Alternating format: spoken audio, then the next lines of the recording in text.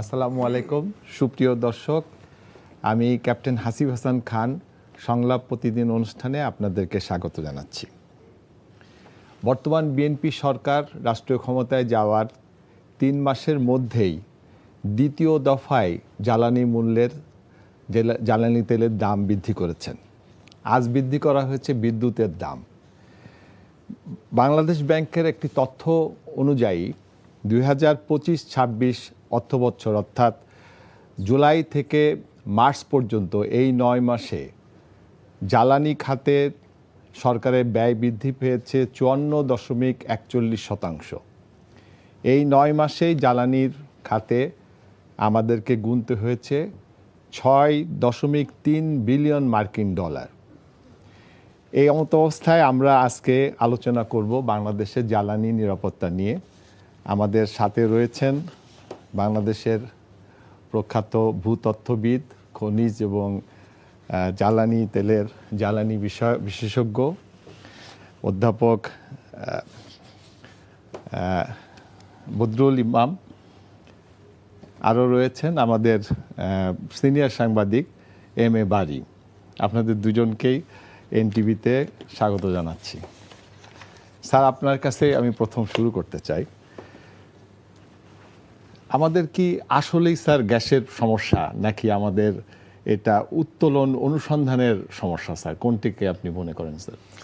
না, দেখুন, বাংলাদেশের যে ভূপ্রকৃতি, জি স্যার, আপনি যদি পৃথিবীর অন্যান্য অঞ্চলের সাথে তুলনা করেন, সেখানে এই ধরনের ভূপ্রাকৃতিক অবস্থায় গ্যাসের প্রাচুর্য থাকাটা স্বাভাবিক। যেমন আমরা বাংলাদেশকে নাইজেরিয়ার সাথে তুলনা করতে পারি। এটা হচ্ছে কি বদ্বীপ বলে। জি স্যার। বদ্বীপের গঠন, যে ভূমিটা সাগরের মধ্যে গড়ে ওঠে এইভাবে, সেখানে গ্যাস এবং তেলের আধিক্য থাকে। এটা পৃথিবীর সব জায়গাতে, নাইজেরিয়াতে আছে, ইন্দোনেশিয়াতে আছে, ইউএফ গালফ কোস্ট, একই ধরনের গঠন। তো বাংলাদেশ যেহেতু একই ধরনের গঠনে তৈরি, এটা বঙ্গোপসাগরে হিমালয় থেকে পলি এসে বঙ্গোপসাগরের মধ্যে এই ভূমিটা গঠিত হয়েছে। সুতরাং এখানে গ্যাস তেল থাকবে, এটা স্বাভাবিক। তো আমরা যেটা লক্ষ্য করেছি যে আমাদের এখানে গ্যাসের আধিক্য আছে, এবং এটা যখন প্রমাণিত হয়ে গেল তখন আমরা আরও নিশ্চিত হতে পারি যে এই আধিক্যটা প্রকৃতপক্ষেই আধিক্য। এটা অন্যান্য পৃথিবীর যে সমস্ত জায়গায় প্রচুর পরিমাণে গ্যাস থাকে বদ্বীপ অঞ্চলে, সে ধরনের একটা অবস্থা আমাদের থাকার কথা। কিন্তু যেহেতু আমাদের এখানে অনুসন্ধান কাজের সীমাবদ্ধতা আছে, কখনোই আমরা কিন্তু সেরকম জোরালো অনুসন্ধান করি নাই। অতীতে বলেন, বর্তমানে আমরা একটা করেছি, রুটিন ওয়ার্ক করেছি, অনুসন্ধান করেছি। তো এই কারণে আমাদের যে ট্রু পটেনশিয়াল, যে সম্ভাবনাটা, সেটা উন্মুক্ত হয় নাই। আমরা যারা ভূতত্ত্ববিদ, তারা যেটা মনে করি যে এখনও বাংলাদেশে অনেক গ্যাস, বিশেষ করে গ্যাস, এটা আছে মাটির নিচে। এটাকে উত্তোলন করার উদ্যোগ নিলে, যথেষ্ট অনুসন্ধান, কূপ খনন করলে এটা উঠিয়ে নিয়ে আসা সম্ভব হবে। আমরা একটু বারী ভাই আপনার কাছে আসি। একটি রাষ্ট্রের জ্বালানি নিরাপত্তা এবং জাতীয় নিরাপত্তার মধ্যে আপনি কীরকম সম্পর্ক দেখতে পান? দেখেন, আমরা একটা কথা বলি যে এটা পূর্ণ কথা আর কি, যদি আপনার হাতে শক্তি না থাকে তাহলে আপনি নিজের খাদ্য আপনি নিজে রক্ষা করতে পারবেন না। আর যদি হাতে শক্তি থাকে তাহলে নিজের খাদ্য তো রক্ষা করা যাবেই, প্রয়োজনে অন্যের খাদ্য কেড়ে আনা যায়। সারা পৃথিবীতে এই জ্বালানির উপরে সবচেয়ে বেশি শক্তি, সামরিক শক্তি বলেন, অর্থনৈতিক শক্তি বলেন, ব্যয় করা হচ্ছে America. America is the giant of এই যে ফুয়েল সেক্টর। অন্য কারোর কাছে জ্বালানি থাক, জ্বালানির নিয়ন্ত্রণ কারোর কাছে থাক, এটা তারা কখনো হতে দেয় না। থার্ড ওয়ার্ল্ড কান্ট্রিগুলোতে যারা জ্বালানি মন্ত্রী হয়, সবসময় they are nominated or choice by the American CIA, or তারা নির্বাচন করে। আপনি যেটা বলছেন, জাতীয় নিরাপত্তার সাথে তো অবশ্যই সম্পর্ক রয়েছে। আমাদের যে বদরুল ইমাম সাহেব বললেন যে আমাদের বদ্বীপ অঞ্চলে খনিজ সম্পদের যে ভরপুর আছে, এটা আমরা জানি। খেয়াল করে দেখেন, আমরা এখন অনেক সময় টিউবওয়েল পুঁততে গেলেও আমরা সেখানে গ্যাস বা জ্বালানির সন্ধান পাই। কিন্তু এই প্রাকৃতিক সম্পদগুলি আহরণ করার জন্য যে ধরনের শক্তি আমাদের দরকার, সেই শক্তিগুলো আমাদেরকে কখনো বহিঃশক্তি অর্জন করতে দেয় না। যখনই আমরা এটা অর্জন করতে যাই, তখনই তারা নানাভাবে আমাদেরকে সমস্যা সৃষ্টি করে। কাজেই আমাদের জাতীয় নিরাপত্তা যতদিন নিশ্চিত না হবে যে we are enough to protect our self, ততদিন পর্যন্ত আমরা ইচ্ছামতো তেল, জ্বালানি, খনিজ সম্পদ কোনোটাই তুলতে পারবো না। তাকে দেখেন পৃথিবীর যারা মিডল ইস্টের যে সমস্ত কান্ট্রি যেগুলো জ্বালানির উপরে ভাসে, তাদের প্রচুর জ্বালানি রয়েছে, এই জ্বালানির মার্কেট তাদের হাতে নেই। তেল সৌদি আরবের বিক্রি হচ্ছে ডলারে, পেট্রো ডলারে, তারা বলতেছে এরভাবে করতে হবে। আজকে যে আমেরিকার সারা পৃথিবীব্যাপী যে আগ্রাসন দেখতেছেন, behind of it what have, একটা জিনিস এখানে রয়েছে, সেটা হলো জ্বালানির ব্যাপারে তারা কারোর সাথে আপোষ করতে রাজি না। যেমন ধরেন আপনার মিডল ইস্টে যে তেল বিক্রি হবে, এই তেলের বিনিময় মূল্য হবে ডলার, তারা বেঁধে দিল। আমাদের বাংলাদেশে একসময় বলা হলো যে বাংলাদেশ গ্যাসের উপরে ভাসতেছে, আমাদের মন্ত্রী মহোদয়রা বললেন, সরকার বললেন, কিন্তু কি হলো, এখন সিএনজিতে আপনার রেশনিং করে দিতে হচ্ছে যে এতটা পর্যন্ত এতটা চলবে, গৃহস্থালিতে দেবো না। তেলের ব্যাপারেও আমাদের তাই দাঁড়াচ্ছে অবস্থাটা। তাহলে তেল আমাদের থাকলে হবে না। আমাদের দেশে স্টেবল গভর্নমেন্ট এবং আত্মনির্ভরশীল সরকার, জাতীয় নিরাপত্তা না আসলে এই তেল বা গ্যাস যাই থাক না কেন, সেটা যত কম খরচ হলে, খরচ নিয়ে তো সমস্যা না, মানি ইজ নট ম্যাটার। বাড়ি ভাই, আপনাকে একটু শেষ করি যে মানি দেওয়ার জন্য বিভিন্ন সংস্থা রেডি আছে, তারা পয়সা দিতে রাজি আছে। ঠিক আছে, আপনার কাছে আবার ফিরবো। আমি আমাকে দিচ্ছে না। স্যারের কাছে আবার আসি। স্যার, আপনি ভূতত্ত্ববিদ, আপনি বলেছেন যে আমাদের গ্যাস আছে কিনা ইট ইজ নট ইয়েট, মানে ডিসিশন হয় নাই। কিন্তু স্যার আমরা দেখছি যে সিলেট অঞ্চলে প্রথম গ্যাস ফিল্ড পাওয়া গেল 1955 সালে স্যার। এটা পাওয়া গেল হরিপুর গ্যাস ফিল্ড পাওয়া গেল স্যার। এরপরে আমরা দেখলাম 1959 সালে আবার ওখানে পাওয়া গেল।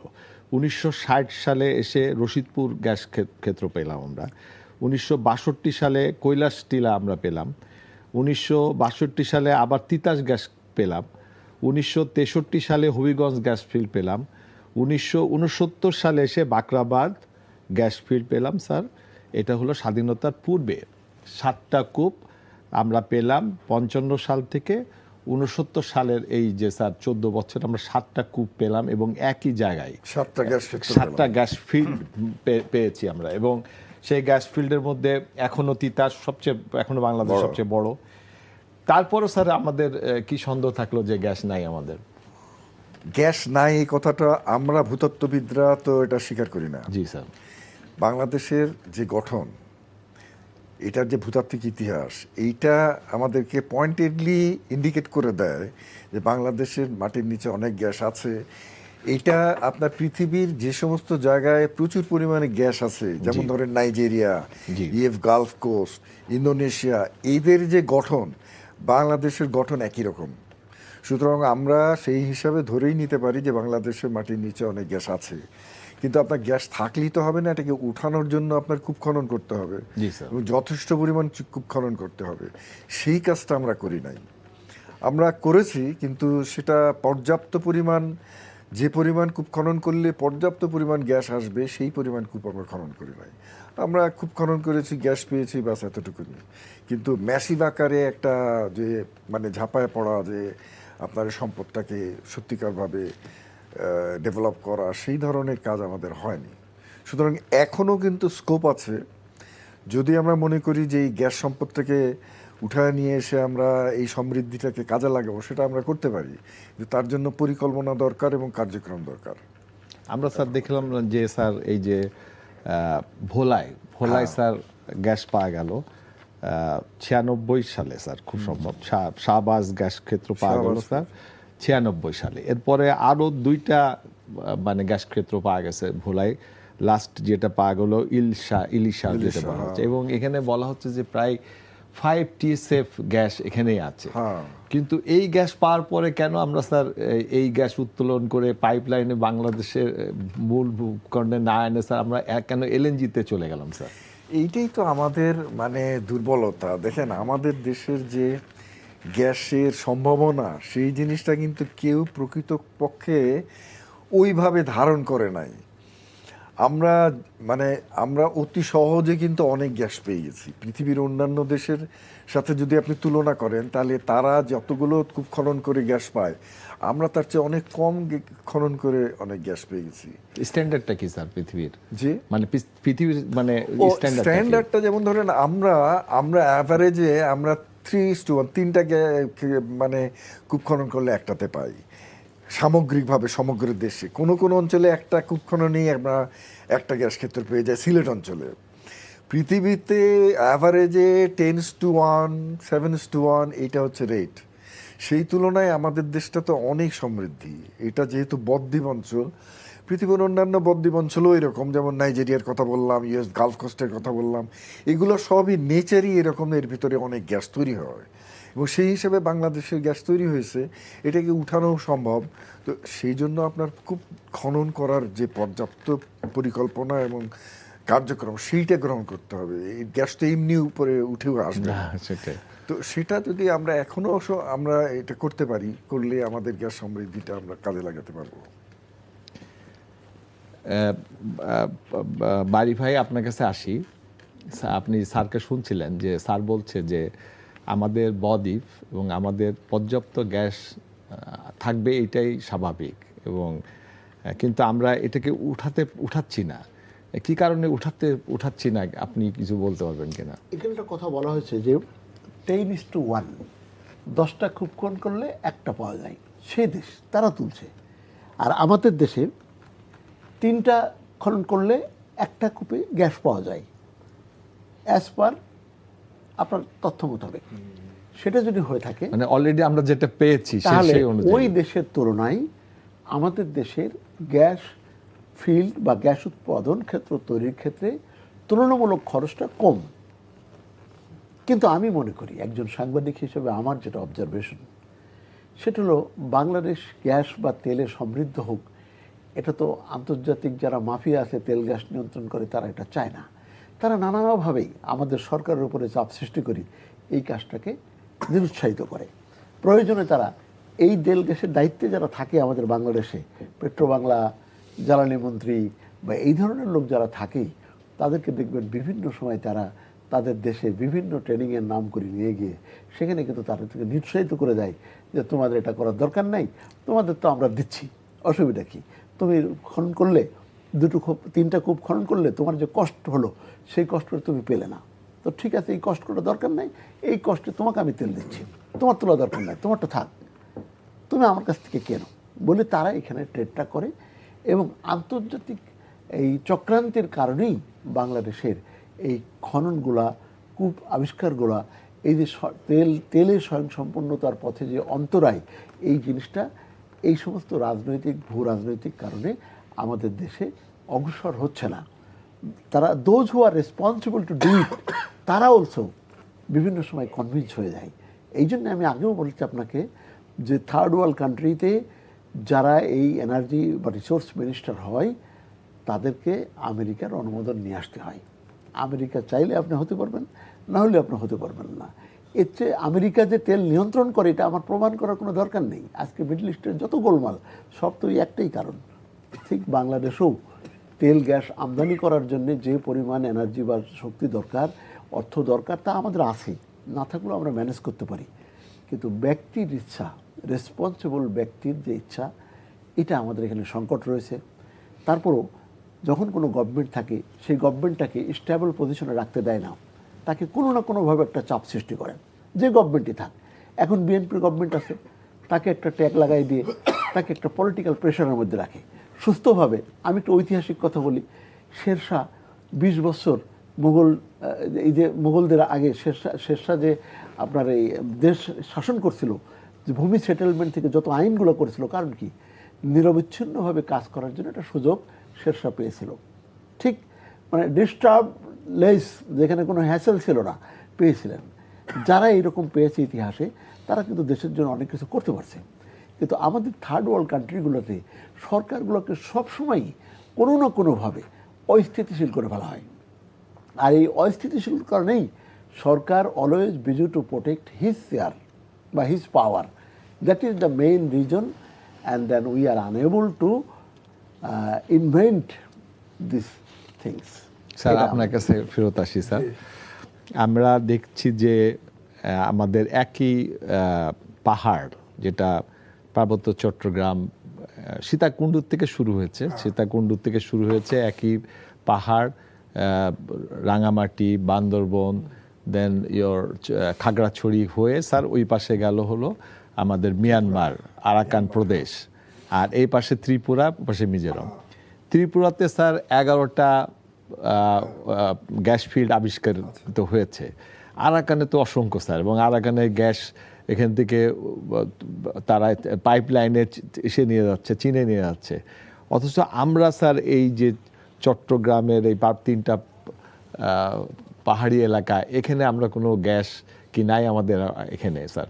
গ্যাস আছে, কিন্তু আমাদের অনুসন্ধান কাজের মানে নাই, গতি নাই। আপনি ত্রিপুরার কথা বললেন, তো ত্রিপুরাটা তো চট্টগ্রাম, পার্বত্য চট্টগ্রামকে ম্যাপ ধরে সোজা উপরের দিকে উঠলেই আপনার ত্রিপুরা। প্রাকৃতিকভাবে কিন্তু এটার মধ্যে কোনো ডিস্টিংশন নাই, কোনো পার্থক্য নাই।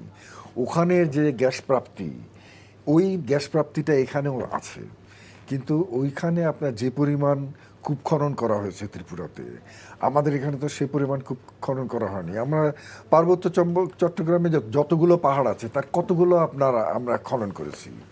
তো সেই হিসাবে আমাদের দেশের যে গ্যাসের অনুসন্ধান সেটা অনেক কম, এবং এই কারণেই আমাদের গ্যাসের প্রাপ্যতাও কম। তো আমরা ভূতত্ত্ববিদ ইয়েতে যেটা মনে করি যে এখানে যদি পর্যাপ্ত পরিমাণ খনন করা যায়, দুটো ক্ষেত্রে কিন্তু বিরাট ধরনের পরিবর্তন আসতে পারে। একটা হচ্ছে সাগরবক্ষে, আর একটা হচ্ছে পাহাড়ি অঞ্চলে। এই দুটো জায়গায় পৃথিবীর যত ডেল্টা এরিয়া আছে, যেমন ধরেন ইউনাইটেড স্টেটস গালফ কোস্ট বলে, গালফ কোস্ট হচ্ছে ওদের গ্যাস তেলের প্রধান জায়গায়, মূল ভূখণ্ড থেকে যে সাগরটা গেছে। আবার নাইজেরিয়াতেও আপনার নাইজেরিয়ার যে মূল ভূখণ্ড থেকে যে সাগরটা আসছে, ওদের মেইন গ্যাস তেলের আধার ওইখানে। আমাদের এখানে একইভাবে বাংলাদেশের ভূখণ্ডের সামনে যে সাগরটা আছে, এইখানেও কিন্তু গ্যাস তেলের আধিক্য আছে। কিন্তু এই আধিক্যটা তো গ্যাস তেল আপনাকে খনন করতে হবে, অনুসন্ধান করতে হবে। সেই কাজটা আমরা অনেক কম করেছি, করি নাই যে তা না, কিন্তু অনেক কম করেছি। এখানে যদি রিগোরাস এক্সপ্লোরেশন করা হয়, তাহলে এখানে বড় আকারের গ্যাস সমৃদ্ধি হবে। এইটা আমরা মনে করি যে এমনও হতে পারে যে বাংলাদেশ একটা গ্যাস এক্সপোর্টিং কান্ট্রি হওয়ার মতো অবস্থা হতে পারে আমাদের। 2012 সালে আমরা স্যার সমুদ্র বিজয় করলাম। 2012 সালে সমুদ্র বিজয় হলো স্যার। বিজয়ের পরে আমরা দেখলাম যে আমাদের ঠিক সেন্ট মার্টিনের এই পাশটায় যে মিয়ানমার, সেখানে তারা 3-4টা কূপের থেকে এবং বিশাল পরিমাণ গ্যাস তারা এখান থেকে উত্তোলন করছে। এবং এই পাশে যেটা ভারতের অংশ, সেখানে গ্যাস পেয়েছে, তেলও পেয়েছে স্যার।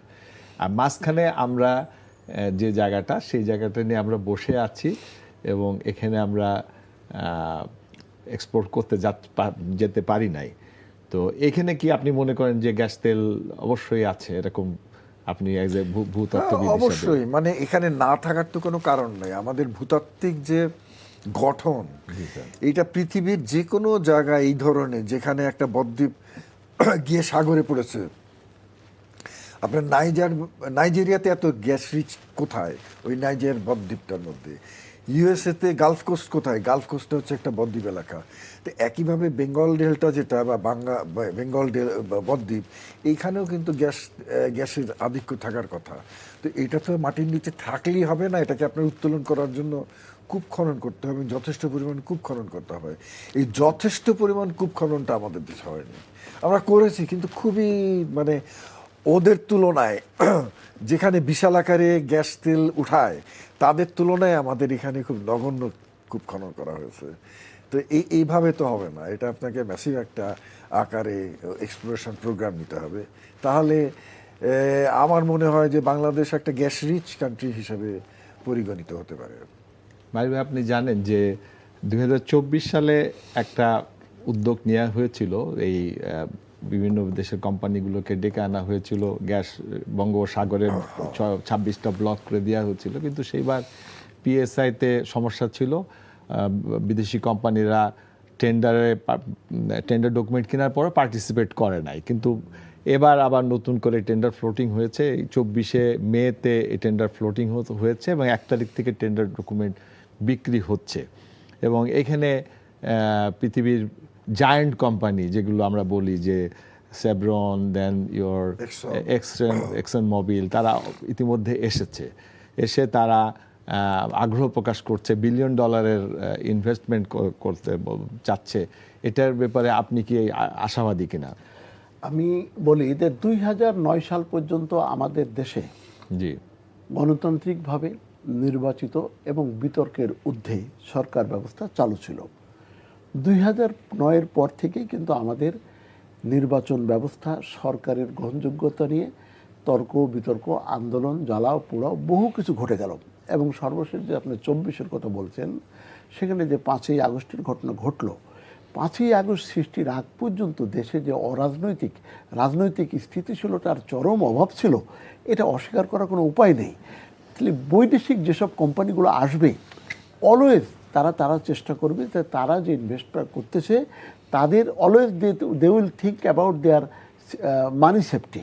মানি সেফটিটা আছে কি না। আমি গ্যাস খনন করলাম, পরে রাষ্ট্রটা টিকলো না, পরবর্তী সময় আর এক গভর্নমেন্ট এসে বললো যে না, তোমার সাথে আমি এই চুক্তি মানি না, তাহলে তারা একটা সমস্যার মধ্যে পড়ে যাবে। ইতিমধ্যে আপনি শুনতেছেন যে একটা কথা হচ্ছে যে আমেরিকার সাথে আমাদের যে চুক্তিগুলো হয়েছে এগুলো সব গোলামি চুক্তি, এই চুক্তিগুলো ঠিক মতো হয়নি। ঠিক কেন হয়নি? অ্যাডিমটেড গভর্নমেন্ট, অন্তর্বর্তীকালীন সরকার এই চুক্তিগুলি করেছে। এই সব বিষয়ে তর্ক বিতর্ক থাকবে, আমি যাচ্ছি, সেটাই যাচ্ছি। সেই তর্কটা দায় থাক না কেন, তারা করেছে, এইটার গ্রহণযোগ্যতা পাবে না। পলিটিক্যালি এবং গণতান্ত্রিকভাবে নির্বাচিত যে সরকার আসবে তারাই হবে বৈধ সরকার। অর্থাৎ বাংলাদেশে এখন সম্পূর্ণ রাজনৈতিকভাবে গণতান্ত্রিক উপায়ে একটা নির্বাচন অনুষ্ঠিত হয়েছে। সেই নির্বাচনে একটা এস্টাবলিশ গভর্নমেন্ট বাংলাদেশ রুল করতেছে, বাংলাদেশে একটা স্ট্যাবল পলিটিক্যাল সিচুয়েশন চলতেছে। এমতো অবস্থায় বৈদেশিক কোম্পানিগুলা তারা ভাবছে যেহেতু এটা সর্বজনের ভাষায় একটা বৈধ সরকার বাংলাদেশ শাসন করছে, নির্বাচিত সরকার জনগণের, সে কারণেই তারা এখানে আশাবাদী, আমরাও আশাবাদী যে এই স্টেবল গভর্নমেন্টের সময়ে তারা এটা যদি আগায় যায়, তাদেরও তো একটা ব্যবসায়িক, যে কোনো লোক, যে কোনো ব্যবসায়ী একটা ব্যবসায়িক ইনভেস্টমেন্ট করার আগে তার সেফটিটা সে আগে ভাবে, তার রিটার্নটা আগে ভাবে। এখন বাংলাদেশের যে রাজনৈতিক স্থিতিশীলতা দেখা যাচ্ছে, এইটা যদি আমরা কন্টিনিউ করতে পারি তাহলে আমাদের এই কোম্পানি না, যেমন ঝুঁকিপূর্ণ কিছু কোম্পানি আছে। আমি একসময়ে 5.5 বছর আমি ইউরোপিয়ান কোম্পানিতে চাকরি করেছি। তারা বিনিয়োগের আগে চিন্তা করে যদি বিনিয়োগ খুব ঝুঁকিপূর্ণ হয় তাহলে রেটটা কমাই দেবে, আর যদি বিনিয়োগ লাভজনক হয়, স্টেবল হয়, সেক্ষেত্রে আপনাকে ন্যায্য দাম দেবে। জমির মালিকানার মতো আর কি, জমি যদি নিষ্কণ্টক হয় তো দাম ভালো, জমি যদি একটু ভেজাল থাকে তাহলে কিন্তু দাম কমে যায়। ঠিক বাংলাদেশ সরকারের ক্ষেত্রেও কোম্পানিগুলোর সাথে আমাদের চুক্তি হবে। কি চুক্তি হবে? তারা কত নিয়ে যাবে, আমাদেরকে কত দেবে, আমাদের জাতীয় স্বার্থ সংরক্ষিত হবে কিনা। গ্যাস উত্তোলনের পরে যদি সবগুলাই তারা নিয়ে যায় তাহলে এটা তো পিএসআই তৈরি হবে, পিএসআই গুলো। আমি আশাবাদী, আমি আপনার যেটা প্রশ্ন ছিল সেই প্রশ্নে আমি আশাবাদী, as because the stable government is running the country, so in this position, in this time, তারা বৈদেশিক কোম্পানিগুলো তারা স্বস্তির সাথে কাজ করবে বলে আমার বিশ্বাস।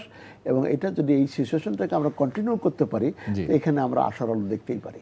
স্যার বদরুল স্যার, আপনার কাছে আবার আসি আমি, যে আপনি ভূতত্ত্ববিদ, আপনি বলছেন যে বাংলাদেশে গ্যাস তেল না থাকার কোনো কারণ নাই। স্যার, আমরা দেখছি স্যার সমুদ্র বিজয়ের পরে আমাদের বাম পাশে যেটা মিয়ানমার, তারা ইতিমধ্যেই সেখান থেকে গ্যাস তুলছে এবং তুলে সেটার পাইপলাইন দিয়ে চায়নাকে এক্সপোর্ট করছে। স্যার, আমাদের ডান দিকে যেটা ভারতের অংশ, সেখানেও তারা স্যার গ্যাসের সাথে তেল উৎপন্ন করছে। তাহলে আমাদের এই বাংলাদেশে আমাদের এখন যে নতুন সরকার এসে যে নতুন পিএসসি করেছেন এবং বিভিন্ন কোম্পানিরা এখানে আসছে, তো সেক্ষেত্রে আপনি কতটুকু আশাবাদী স্যার এই গ্যাসের উত্তোলনের বিষয় নিয়ে?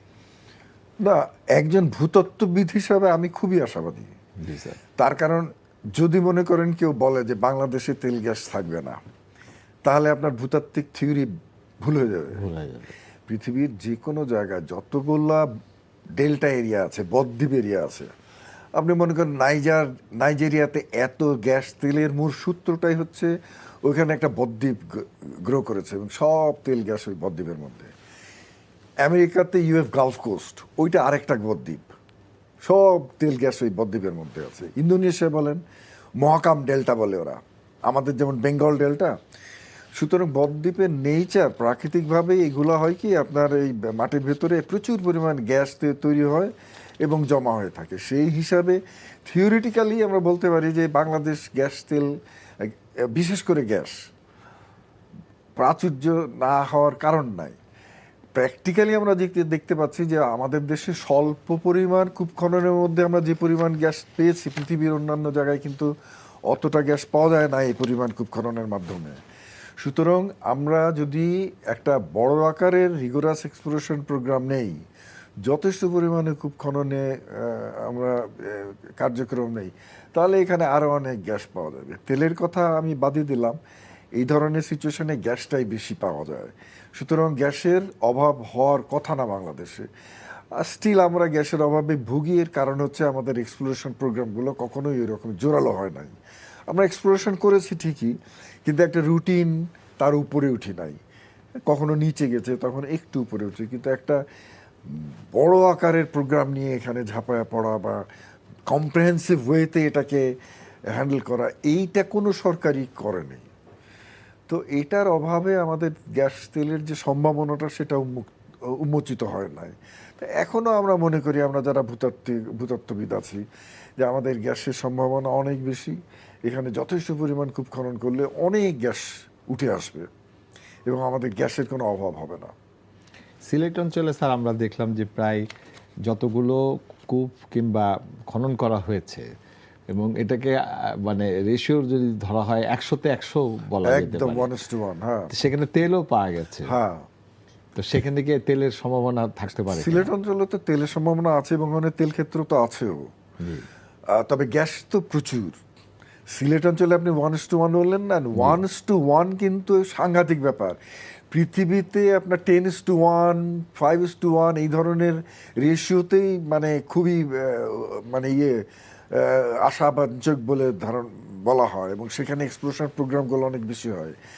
আমাদের দেশে আমরা অতি সহজে অনেক গ্যাস পেয়ে যাচ্ছি। তো সেটা মূল্যায়ন করলে তো আমরা এখানে আরও অনেক প্রোগ্রাম নেওয়া উচিত, আরও অনেক কূপ খনন করা উচিত, যেটা আমরা করি না। হ্যাঁ, সেটা যদি আমরা করি তাহলে আমাদের দেশের মতো দেশে গ্যাসের অভাব হওয়ার কোনো কথা নাই।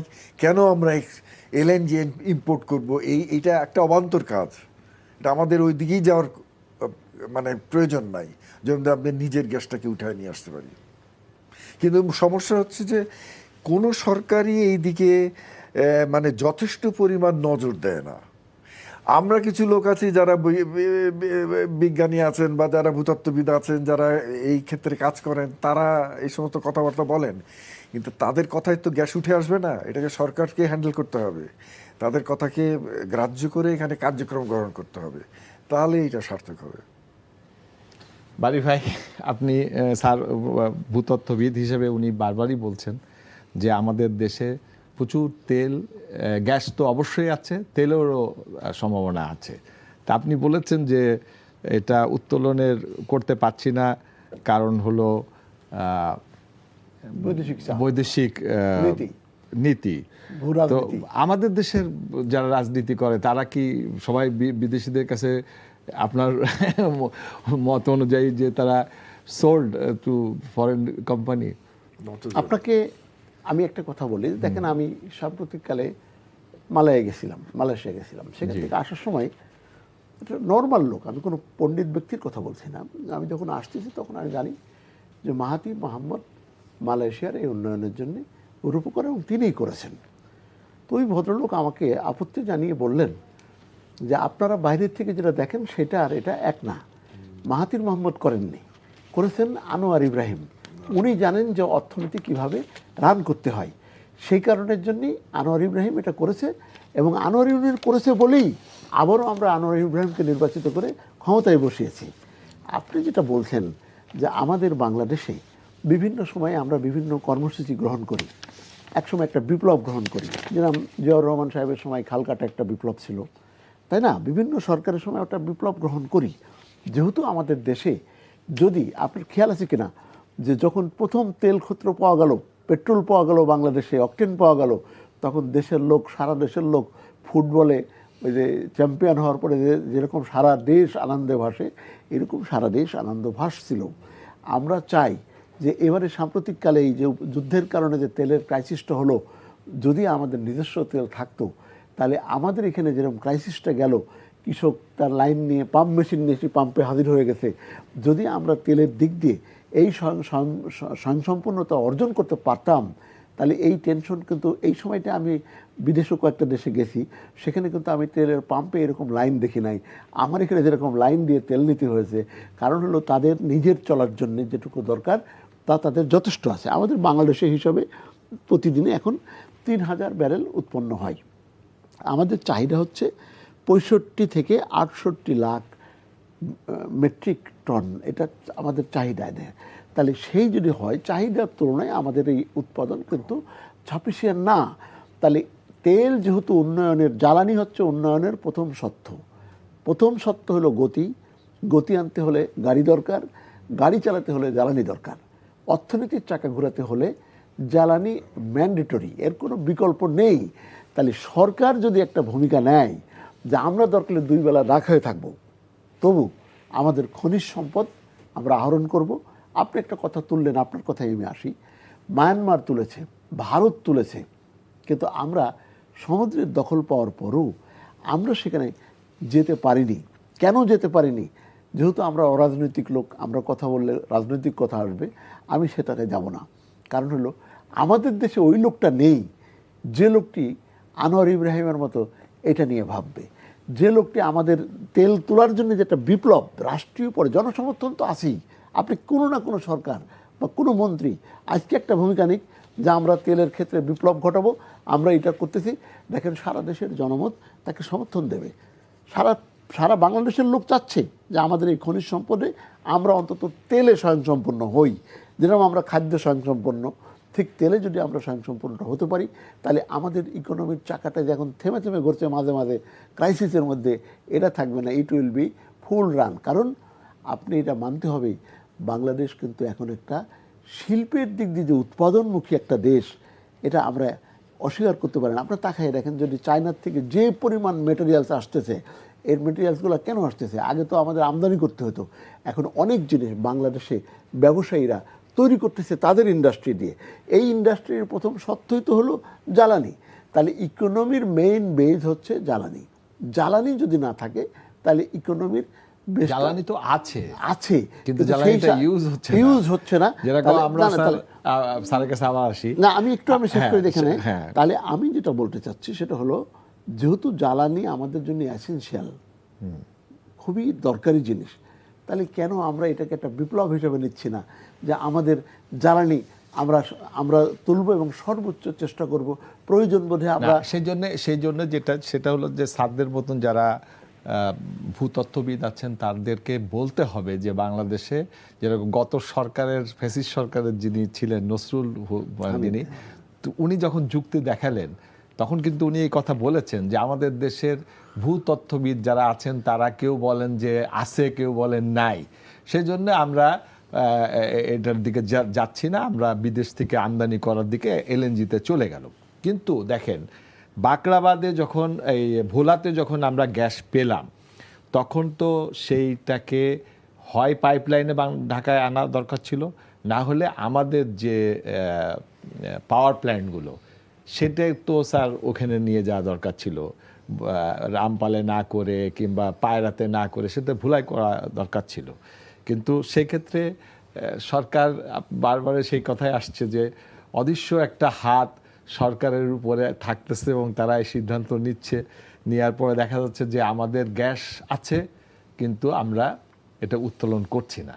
এবং যেটা এলএনজি আনা হয়েছে, সেই এলএনজির 6টা জাহাজ এলএনজি আনলে যে টাকাটা খরচ হয়, ওই টাকা খরচ করলেই মনে হয় স্যার এই পাইপলাইনটা শেষ করা যেত। তো স্যার আপনার কাছে আবার ফিরতে চাই আপনার কাছে, কারণ আপনার কথাই সবাই শুনতে চায় যে একজন ভূতত্ত্ববিদ হিসাবে আপনি কি মনে করেন যে বাংলাদেশের এই গ্যাস তেল এটার ব্যাপারে আপনি কতটুকু সেঙ্গুইন, যেটা অবশ্যই আছে? শোনেন, ভূতাত্ত্বিকভাবে যদি বলি, জি স্যার। মানে প্রাকৃতিক ভূগঠন যেটা, সেটার সাথে যদি আপনি তুলনা করেন, এটা আপনি কোন দেশের সাথে আপনার বাংলাদেশ খাপ খায়, জি। মিল খায়? Nigeria, Nigeria. তারপরে আপনার ইন্দোনেশিয়ার ওই যে মহাকাম ডেল্টা বলে, মহাকাম বদ্বীপ আছে ওখানে। ইন্দোনেশিয়ার মেইন গ্যাস তেলের আধার হচ্ছে মহাকাম বদ্বীপ, আর নাইজেরিয়ার বদ্বীপ। ইউএসএতে গালফ কোস্ট বলে। তো এগুলো সবই বদ্বীপ অঞ্চল। এখন বদ্বীপ অঞ্চলের নেচারই হচ্ছে এখানে নদী এসে ভরাট করবে সাগর, সেই সাগরে যে পলিটা ভরাট হবে সেই পলির মধ্যে অনেক জৈব পদার্থ থাকবে, এটা মাটির নিচে গিয়ে গ্যাস তৈরি হবে, উঠে এসে জমা হবে। ইটস সিম্পল ল, এটা একদম থাম রুল। পৃথিবীর যত জায়গা বদ্বীপ আছে সব জায়গাতে এই ঘটনা ঘটেছে। তো বাংলাদেশ তো একটা পৃথিবীর সবচেয়ে বড় বদ্বীপ বলা হয় এটাকে, এবং এখানেও একই ঘটনা ঘটেছে। এখানে প্রচুর গ্যাস তৈরি হয়েছে এবং জমাও হয়েছে, কিন্তু জমা হলে তো এটা তো আপনি উপর থেকে দৃশ্যমান না, এটাকে আপনার খনন করে অনুসন্ধান করে বার করতে হবে।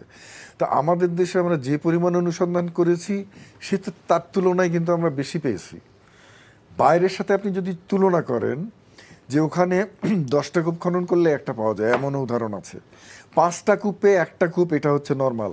আমরা এখানে 3টা কূপে একটা আবিষ্কার, এটা আমাদের মানে স্ট্যাটিস্টিক।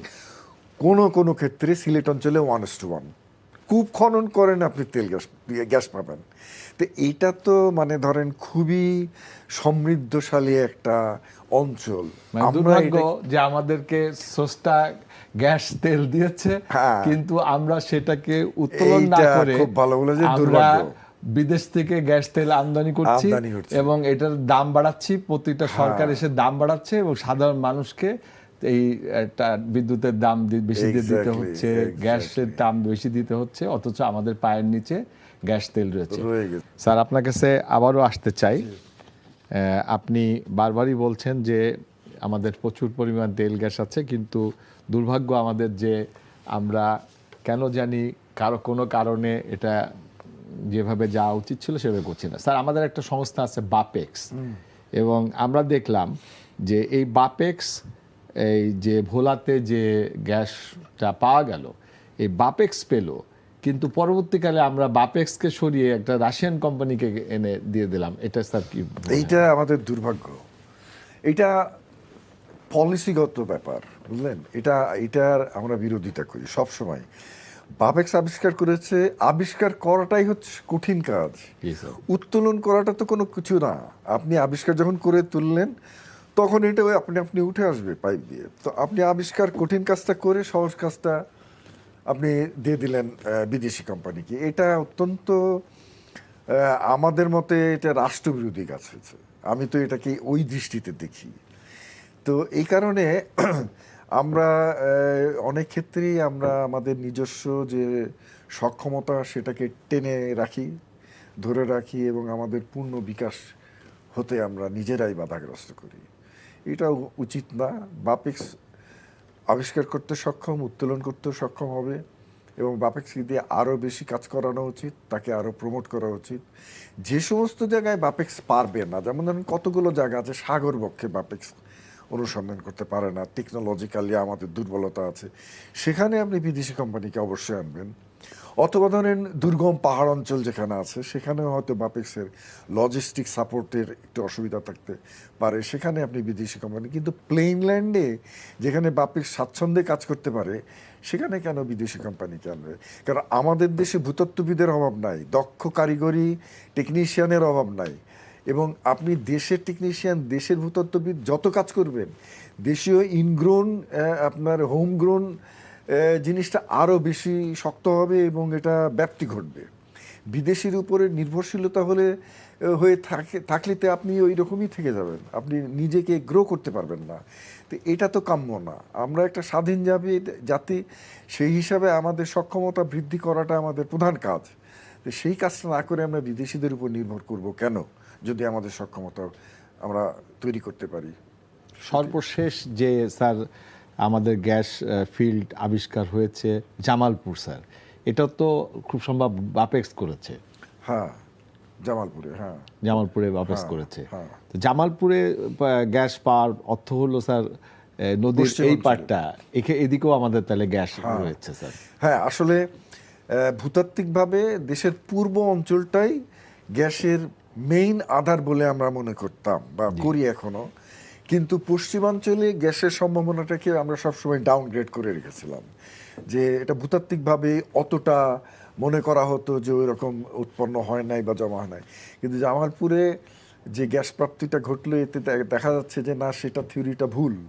এখানেও গ্যাসের অনেক বড় রকমের সম্ভাবনা আছে, এবং এখানে যদি এক্সপ্লোরেশনটা আরও বেশি করে করা হয় তাহলে এখানেও অনেক গ্যাস পাওয়া যেতে পারে। আমাদের মূল বিষয় হচ্ছে আমরা কূপ খননের সংখ্যা আমাদের অনেক কম, তো সেই কম কূপ খনন করে আমরা এতটা গ্যাস পেয়েছি। এইটার বিপরীতে যদি আমরা আরও বেশি কূপ খনন করি তাহলে আরও অনেক গ্যাস পাবো। বাড়ি ভাই, আপনার কাছে আসি। আপনি সচেতন একজন সিনিয়র সাংবাদিক। আমরা সবসময় বলি যে টাকা নাই, অথচ টাকা দিয়ে আমরা এই যে কর্ণফুলীর নিচে একটা টানেল করেছি, যে টানেলটা আমাদের কোনো কাজে লাগে না। অথচ ওই টাকা দিয়ে যদি আমরা এই বাপেক্স যেগুলো পারে, যেটা স্যার বললেন যে সমুদ্রে হয়তো আমরা পারবো না, আমাদের টেকনোলজি নাই, কিন্তু বাপেক্স তো এই যেগুলো মানে উপরে আছে সেই সব জায়গায় বাপেক্সি ম্যাক্সিমামই বাপেক্সি করেছে। তো সেই বাপেক্সকে আমরা যদি একটু অর্থনৈতিকভাবে আর একটু দিতাম, তাদেরকে কিছু টেকনোলজি মানে জিনিসপত্র কিনে এনে দিতাম, সেটা না করে আমরা কর্ণফুলী টানেল করলাম, এটাকে আপনি কিভাবে মনে করেন? না, এই কথা তো আমরা আগেই বলেছি যে বাংলাদেশের যে এই সমস্যাগুলো রয়েছে, যে আমাদের দেশের বিরোধিতা, স্যার যেটা বললেন সেটা আমি দ্বিমত পোষণ করি না। আমাদের দেশে সবসময় একটা জিনিস কাজ করে। আমি একটা কোম্পানিতে কিছুদিন অ্যাডভাইজার ছিলাম। অ্যাডভাইজারের কাজ ছিল হচ্ছে একটা প্রজেক্ট প্রোফর্মা তৈরি করলো যে এই প্রজেক্টটা করে কি হবে। তো সেখানে আমাদেরকে চেক করতে দিতে হতো যে আপনারা তাকায় দেখেন যে যারা এটা করেছে তার কি কি ভুল আছে। আমরা আগে দেখতাম যে বিনিয়োগের তুলনায় রিটার্নটা কবে আসবে, এবং কোনটা আপনি বিনিয়োগ করলেন 100 কোটি টাকা, এই 100 কোটি টাকা ফেরত আসবে কিভাবে, আর ফেরত আসার রেশিওটা কি, বছরে বছরে কিভাবে আসবে, কতদিন যাবে, কোনটায় বিনিয়োগ করলে আমার পয়সাটা বেশি আসবে। যেমন ধরেন কেউ কেউ বলে এই কথাটা, যেহেতু পদ্মা সেতু হয়েছে, পদ্মা সেতুর সাথে রেল সেতু টানা হয়েছে, রেল সেতু টানতে গিয়ে যে ব্যয়টা বাড়ছে, সেই ব্যয়টা আপনি এসেনশিয়াল ছিল কিনা, নাকি রাজনৈতিক কারণে করা হয়েছে। ঠিক যে টানেলটা আপনি করলেন, সেই টানেলটা করলেন আপনি, এটাও এক সময়ের জন্য প্রয়োজন, দেশের উন্নয়নের পার্ট হিসেবে এটা ঠিক আছে, কিন্তু আপনার যেহেতু গরিবের সংসার, কোনটা আগে করতে হবে? আপনি মার্সিডিজ বেঞ্চ গাড়ি আগে কিনবেন, নাকি আপনার চলার জন্য একটা সাইকেল কিনবেন আগে, কিংবা যেটা আপনাকে রিটার্ন দিবে? তাহলে আয়বদ্ধ, যেটা প্রোডাকশন ওরিয়েন্টেড প্রজেক্ট নয়, সেই প্রজেক্ট যখন আপনি নেবেন, যারা এই প্রজেক্টগুলো অ্যানালাইসিস করে, পদ্মা সেতু ইট ওয়াজ ভেরি রিকোয়ারমেন্টস, দরকার ছিল ট্রান্সপোর্টেশন কস্ট, যমুনা সেতু to reduce the transportation cost. এই যে আমেরিকান একজন ভদ্রলোক এসেছিলেন, উনি আমার সাথে একবার রংপুর গেলেন, উনি যখন দেখলেন যে whole of the night car is moving, তখন উনি আমাকে বললেন যে বাংলাদেশ যে উন্নয়নের পথে এগিয়েছে, I agree with you, as because people are taking their goods from here to there, that's why the car is moving whole of the night. If the wheel is run 24 hours, it's mean economy is running. So আপনি যদি একটা pocket district, যেখানে আপনি কোটি কোটি টাকা ব্যয় করে একটা tunnel বানালেন, সেই টানেলের প্রোডাকশনটার আয় কি আসবে, এটাও দরকার, কিন্তু আয়টা আমার কতটুকু আসতো অ্যাসেসমেন্ট না করে আপনি একটা টানেল বানায় ফেললেন। এটা না করি আমি যদি একটা আয়বদ্ধক দিকে যেতাম, যদি স্যার যেটা বললেন যে বাংলাদেশে সাকসেসফুল, যেরকম নাইজেরিয়াতে 1:10, 10টা কূপ খনন করলে যদি একটা পাওয়া যায়, তাহলে বাংলাদেশে 3টি কূপ খনন করলে একটা আমাদের সাকসেসফুল রেশিও। তাহলে তাদের তুলনায় আমরা রেশিওতে কতটা আগানো, সেটা ঠিক আছে, বাপেক্সকে বা যেভাবেই হোক না কেন, আমরা যদি আমাদের সোর্সগুলো বাড়াতে পারি, কারণ এইটা যদি আনতে পারতাম, তাহলে এই যে huge quantity of money we are expanding every year two import fuel from the outsides of the country, এই যে আমরা খরচ করতেছি এর পরিমাণ কত? এর পরিমাণ হচ্ছে 9 মাসে যেটা পাওয়া গেছে 53,420 কোটি টাকা already we expect to import fuel, জ্বালানি খাতে আমরা অর্ধেক ব্যয় করে ফেলেছি। কিন্তু এইখানে যদি আমরা এই অর্থটা ব্যয় করতে পারতাম তাহলে এই অর্থটা আমাদের বাঁচলে আমাদের ইকোনমিতে যেগুলো মোস্ট এসেনশিয়াল সেগুলো আমরা করতে পারতাম। কিন্তু ওগুলো আমরা করি, একটু পরে করি। পদ্মা সেতুটা জেনুইন, ঠিক আছে, কিন্তু রেল ট্রান্সপোর্টেশনটা is not so required than the public demand. দরকার ছিল যখন আমাকে পয়সা আসে তখন, আমার যে পয়সা আছে তাই দিয়ে আমি প্রোডাকশন ওরিয়েন্টেড। এখন তো আমার 1 কোটি টাকা দিয়ে গাড়ি কেনার দরকার নাই, আমার ছেলে মেয়ে স্কুলে যায়, আমার একটা অল্প দামে চলনসই গাড়ি দরকার। তাহলে আপনি টানেল যে করতে গেলেন, টানেলের পিছনে যে খরচ করলেন, এই টানেলের আয়ের কথাটা আপনি ভাবলেন না কেন? যে এই টানেল থেকে আমাকে ইয়ারলি রিটার্ন কত টাকা আসবে। তাহলে টানেলটা পেন্ডিং থাক, আগে আমি আমার আসল কাজটা করি। আপনার একটা প্রশ্নের মধ্যে যে প্রশ্নগুলো আপনি দিয়েছেন এর মধ্যে একটা কথা আছে যে যদি আমরা এটা করতে পারি জাতীয় অর্থনীতিতে আমাদের কি ভূমিকা রাখবে। ঠিক আছে, আমরা যদি তেলটা নিজেরা তৈরি করতে পারি, কিনা জিনিসের দাম আর ঘরের জিনিসের দাম তো পার্থক্য হবেই। আমি চাষির ছেলে, আমি বাড়ির থেকে ধান নিয়ে আসি, সেই ধানের চাউল বানায় বাড়িতে বসে খাই, আর এই চালটাই যখন আমি কারণ বাজার থেকে কিনি তখন আমার প্রোডাকশন কস্টটা কত? 1 বস্তা চাল কিনলাম, 1 মাস নাই জাতি শেষ। আবার আমি যখন বাড়ির থেকে একবারে 10 মণ 12 মণ ধানের চাল বানাই নিয়ে আসছি, সেটা কিন্তু আমি বসে খেতে পাচ্ছি। ঠিক তেমনিভাবে আমি যদি প্রোডাকশন করি, আমার প্রোডাকশন ওরিয়েন্টেড সাইডগুলোর প্রতি যদি আমরা গুরুত্ব দিই, লেস ইম্পর্টেন্টগুলো যদি পরে করি, ইম্পর্টেন্সি প্রায়োরিটিটা যে কোনটা আগে করতে হবে সেটা আমাদেরকে আগে ভাবতে হবে। সড়ক কাঠামো আমাদের দরকার, ব্রিজ স্ট্রাকচার আমাদের দরকার, এটা আমাদের যেগুলো রিকোয়ারমেন্টস। এই যে আজকে দেখেন আমাদের যে হাইওয়েগুলো হয়েছে, ন্যাশনাল হাইওয়ে হয়েছে, সেগুলো আমাদের অর্থনীতির সত্য অনুযায়ী প্রথম কথাই হলো অবকাঠামোগত উন্নয়ন। তো ঠিক আছে, আপনি সুদৃষ্ট কেন বললাম, আমি কারোর কোনো সরকার বা দলের বিরুদ্ধে করছি না। টানেলটা যে পরিমাণ অর্থ ব্যয় করলেন সেই পরিমাণ অর্থটা আসবে কি না সে কথা যারা অ্যানালাইসিস করেছিল, যারা প্রজেক্টটা নিয়েছিল, এটা তাদের ভাবা দরকার ছিল, তারা ভাবেনি। এই যে বললেন বাপেক্স অনুসন্ধান করলো, সেখানে বাপেক্স অনুসন্ধান করতে, অনুসন্ধানটা তো আসল কথা, রোগ ডায়াগনোসিস করাটাই তো আসল কথা, যে আপনার রোগটা হয়েছে কি, আপনার রোগটা এটা হয়েছে। ডাক্তার কি করবে? আপনার হার্টের এই যে একটা করবে কি, বাইপাস সার্জারি করবে। তো বাইপাস সার্জারি করবে কিন্তু আগে রোগটা ফাইন্ড আউট করতে হবে। তাহলে যারা রোগটা ফাইন্ড আউট করলো তারাই তো অ্যাকচুয়াল ম্যান। আপনি রাশিয়াকে দিবেন কেন? ঠিক আছে, আমাদের দেশীয় প্রযুক্তি খাড়া হোক, আমাদের দেশীয় লোক শিখুক, আমাদের দেশের লোকেরাই তো বহির্বিশ্বে, আপনি যত বহির্বিশ্বে যান দেখেন আমাদের ছেলেরা কাজ করছে। এই যে রেমিটেন্স আমরা যেটা আনছি, এমনি আমরা তো হাত পেতে রেমিটেন্স আনছি না, কাজ করে আনতেছি। আমি একটা ফরেন কোম্পানির সাথে চাকরি করেছি, ওনা আমাকে কি বলছেন, প্রজেক্ট ডাইরেক্টর বলছে যে ইন মাই ভিউ বাংলাদেশের লোককে আমি পছন্দ করি, তারা খুব কর্মঠ এবং তাদেরকে কাজ দিলে তারা কাজ করে। বহির্বিশ্বে এই সুনামটাই রয়েছে যে বাংলাদেশের লোক কাজ করে। তা আমাদের স্কিল ম্যান পাওয়ার বানান। আর একটা বিষয়ে আসি, যেরকম আমাদের কয়লা আমাদের দেশে পাওয়া গেছে, তো স্যার আপনি মানে জ্বালানি বিশেষজ্ঞ, কয়লার সম্বন্ধে আপনার কি ধারণা বাংলাদেশের?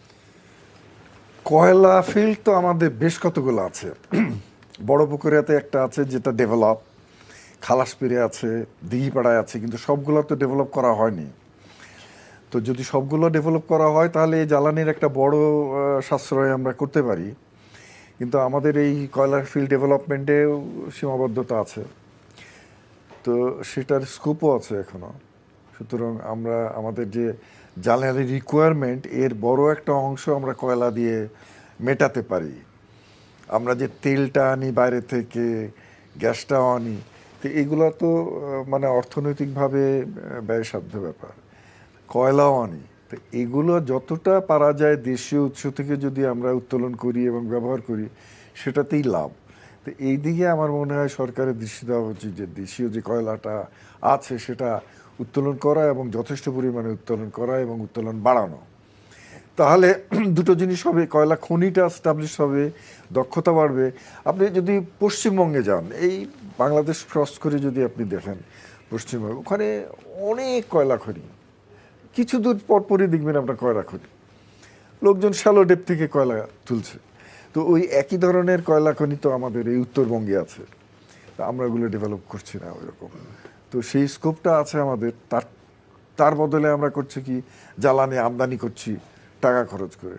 তো এটার দরকার নাই, এই জ্বালানি নিজস্ব জ্বালানিটা উত্তোলন করে খরচ করাটাই সবচেয়ে উত্তম পন্থা। তো সেদিকে আমাদের নজর দেওয়া উচিত।